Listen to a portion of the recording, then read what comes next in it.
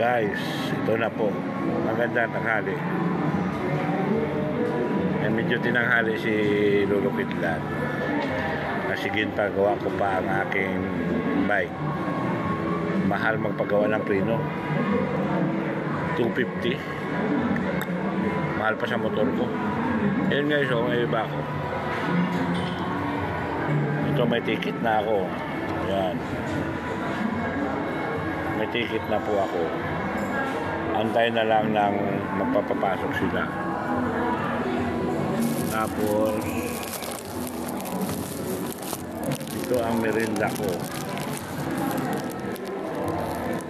Isang balot ng Hibisco strawberry at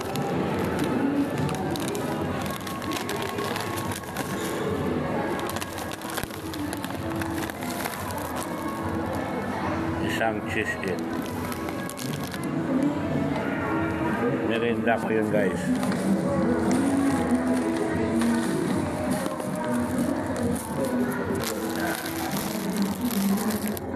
May tubig na rin ako. At tingnan mo guys ang kasiyahan ng mga senior.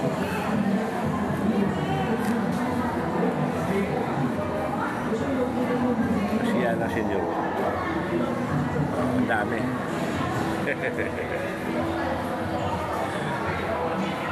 Ako po ang pinakabata din nandito sa lahat ng lagi tuwing lolo din. Haba na pila guys, oh.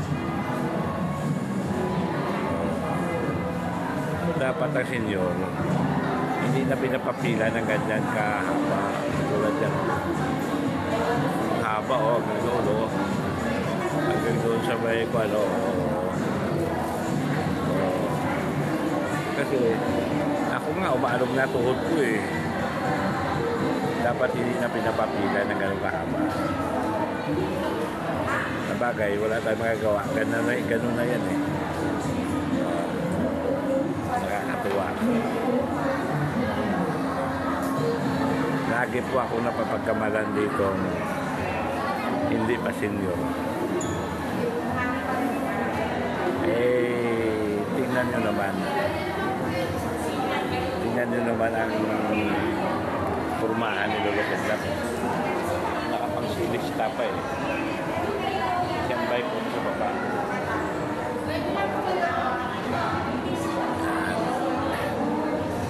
Yan. Mas kaso sila ng dahil.